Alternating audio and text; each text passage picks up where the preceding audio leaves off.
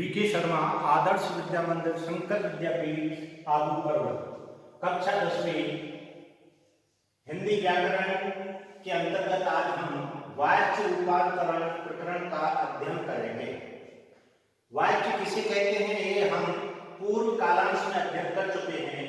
आज का प्रकरण है वाच्य रूपांतरण, यानी रूपांतरण यानी रूप को बदलना, यानी एक प्रकार के किसी वाच्य को दूसरे वाच्य में बदलना। जैसा कि हम जानते हैं वाच्य मुख्य रूप से दो भागों में होते हैं, पहले कर्तरी, दूसरा अकर्तरी। अकर्तरी के फिर दो भाग हो गए, कर्मवाच्य और भाववाच्य, या फिर हम ये कह सकते हैं सरल शब्दों में कि वाच्य तीन प्रकार के होते हैं, कर्तृवाच्य, कर्मवाच्य और भाववाच्य। तो आज का विषय है वाच्य रूपांतरण, यानी एक प्रकार के वाच्य में जो कोई वाक्य दिया हुआ है उसे किसी अन्य दूसरे वाच्य में बदलना, जिसके लिए जैसा निर्देश दिया गया है। परीक्षा में प्राय इस प्रकार के प्रश्न आते हैं कि निर्देश अनुसार वाच्य परिवर्तन कीजिए, यानी सामने जो निर्देश दिया है उसके अनुसार इस वाक्य को दूसरे वाच्य में बदलना। जैसे कर्मवीर पत्र लिखता है, यह वाक्य कर्तृवाच्य है, निर्देश क्या मिला है, कर्मवाच्य में बदलना। कर्मवाच्य में कैसे बदलेंगे, कर्मवीर के द्वारा पत्र लिखा जाता है, यानी जब हम कर्मवाच्य भाववाच्य में बदलते हैं के या द्वारा का प्रयोग करते हैं। दूसरा, मोहन नहीं चल रहा, निर्देश क्या मिला है, भाववाच्य में बदलना, यानी भाववाच्य क्या होता है, भाव प्रधान होता है, क्रिया प्रधान होती है। तो मोहन से चला नहीं जा रहा, तो ये भाववाच्य में परिवर्तित हुआ। वाक्य नंबर 3, कल घूमने चला जाए, कल घूमने चला जाए, निर्देश क्या है, कर्तृवाच्य में बदलना है। तो ये क्या होगा, कल घूमने चले। मुख्य रूप से जो अंतर देखेंगे, जैसा कि हमने बताया था, कर्तृवाच्य जो होते हैं यानी भाववाच्य और कर्मवाच्य, उसमें सदैव क्रिया अन्य पुरुष में होती है, पुल्लिंग में होती है, एक वचन में होती है। इस वाक्य में केवल इतना सा ही अंतर आया है, एक सीधा है घूमने चले और एक जाना क्रिया का प्रयोग किया है चला जाए, इसलिए यहां पर ये कर्तृवाच्य में क्या होगा, कल घूमने चले। कोयल मधुर गाती है, किस प्रकार का वाक्य है, कर्तृवाच्य। क्यों क्यों है कर्तृवाच्य, जैसे हमने बताया कर्तृवाच्य में कर्ता की प्रधानता होती है। कोयल के अनुसार क्रिया, ये कोयल यहाँ पर कर्ता है, ये एक वचन है, स्त्रीलिंग है, इसलिए कोयल के अनुसार क्रिया का प्रयोग हुआ है गाती है। इसलिए जहां कर्ता प्रधान होता है, जहां कर्ता के अनुसार क्रिया आती है, वहां पर कर्तृवाच्य होता है। तो ये वाक्य कर्तृवाच्य है, किसमें बदलना है, कर्मवाच्य में। तो कोयल द्वारा मधुर गाया जाता है, ये किसमें बदल गया, कर्मवाच्य में।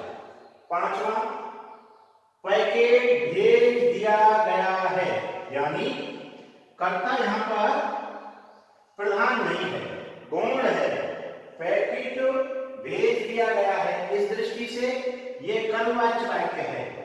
कर्ता नीचे जब हमने परिवर्तित किया तब भी नहीं है, लेकिन फिर भी इसमें केवल एक ही नियम नहीं बल्कि 2-3 नियमों से उस वाक्य को देखना चाहिए कि यहाँ पर भेज दिया गया है, यानी जाना क्रिया का प्रयोग हुआ है, जाना क्रिया का काल बदला है, लेकिन जाना क्रिया का प्रयोग हुआ है। और जाना क्रिया का प्रयोग किसमें होता है, एक कर्तृवाच्य में होता है। जाना क्रिया का भूतकाल में गया हो गया, इसलिए यहाँ पर ये जो वाक्य है ये बदलना किसमें है, कर्तृवाच्य में बदलना है। तो ये कर्मवाच्य वाक्य है, तो ये हो जाएगा कर्तृवाच्य में पैकेट भेज दिया है। छठा, हम हंस नहीं सकते, हम हंस नहीं सकते, तो भाववाच्य में क्या होगा, हमसे हंसा नहीं जा सकता, यानी किसकी प्रधानता हो गई, हंसने के भाव की प्रधानता है, इसलिए यहाँ पर ये भाववाच्य हुआ।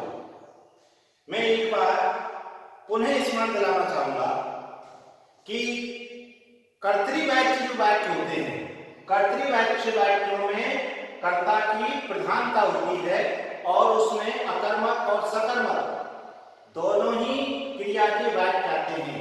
यानी कर्तृवाच्य के लिए आवश्यक नहीं है कि वह सकर्मक क्रिया का वाक्य है या अकर्मक का है, दोनों ही प्रकार के उसमें आते हैं। लेकिन जो दूसरे कर्तृवाच्य हैं जिसके अंतर्गत भाववाच्य और कर्मवाच्य आते हैं, उनमें केवल अंतर ही इसी के आधार पर है। यानी उनमें यदि अंतर करें तो केवल मूल रूप से यही अंतर आता है, बाकी कोई अंतर नहीं होता। सेय द्वारा कर्मवाच्य में भी आता है, भाववाच्य में भी आता है। फिर उन दोनों में फर्क कैसे किया जाए? उन दोनों में फर्क का सबसे श्रेष्ठ तरीका है, जैसा कि नाम से ही है, कर्मवाच्य। यानी यदि वाक्य कर्तृवाच्य की पहचान स्पष्ट है, वो अलग हो गया। समस्या कहां पैदा होती है? कर्मवाच्य और भाववाच्य में। तो कर्मवाच्य और भाववाच्य में दोनों में सेय द्वारा आता है, फिर पहचान कैसे की जाए? तो उसके लिए हम ये देखेंगे, कर्मवाच्य का तात्पर्य है सकर्मक क्रिया, यानी सकर्मक क्रिया वाला वाक्य ही कर्मवाच्य के अंतर्गत होगा। क्रिया के आधार पर ही उसकी पहचान होगी कि क्रिया सकर्मक है या अकर्मक है। और दूसरा, भाववाच्य में जितने भी वाक्य होंगे वो अकर्मक क्रिया वाले वाक्य होंगे। अब विषय आता है कि सकर्मक और अकर्मक इतना महत्वपूर्ण है कि इसके बिना हम कभी भी कर्मवाच्य और भाववाच्य वाक्यों की पहचान ही नहीं कर सकते।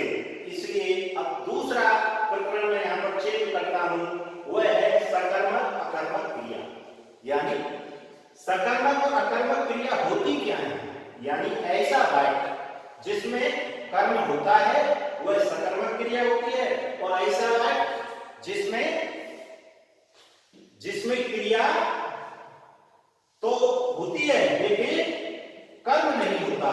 क्रिया तो दोनों वाक्य में होगी, लेकिन जिस वाक्य में कर्म है वो सकर्मक क्रिया वाक्य होता है। ऐसा वाक्य जिसमें कर्म नहीं है वह है अकर्मक क्रिया वाला वाक्य होता है। इसकी पहचान के लिए हमें सदैव याद रखना चाहिए, विशेष स्मरणीय रखना चाहिए कि सकर्मक अकर्मक क्रिया की पहचान कैसे करें। तो इसके लिए वाक्य की क्रिया में क्या, किसे, किसको लगाकर प्रश्न बनने पर वाक्य से उत्तर मिलता है तो सकर्मक क्रिया होती है, अन्यथा अकर्मक क्रिया होती है।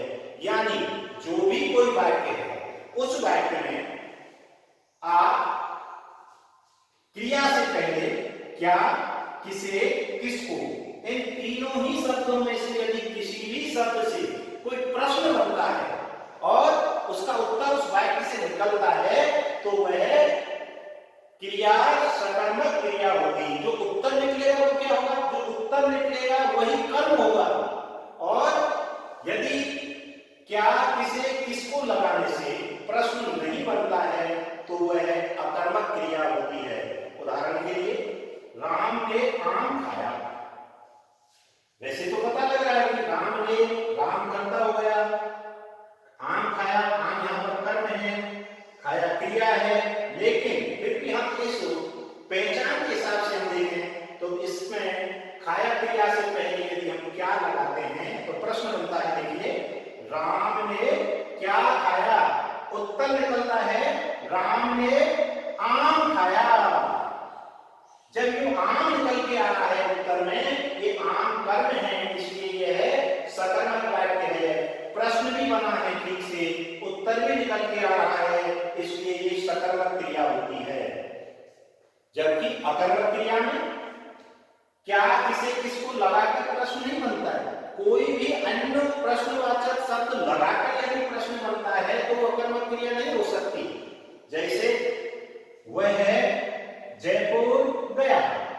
अब इसमें गया क्रिया से पहले यदि हम ये यहां इसको हटाकर यदि प्रश्न बनाते हैं तो क्या प्रश्न बनता है? वह क्या गया, कोई प्रश्न उचित नहीं है। वह किसे गया, प्रश्न नहीं बना। वह किसको गया, प्रश्न नहीं बना। हाँ, आप प्रश्न बना सकते हैं, वह कहाँ गया, लेकिन कहाँ शब्द हमारे पहचान वाले इन शब्दों में नहीं है। इसलिए यदि इन शब्दों से प्रश्न नहीं बनता है तो वह सदैव अकर्मक क्रिया होगी। इनसे प्रश्न बनने पर ही वह सकर्मक क्रिया होगी। इसलिए वह जयपुर गया, यह यहाँ पर अकर्मक क्रिया होगी। धन्यवाद।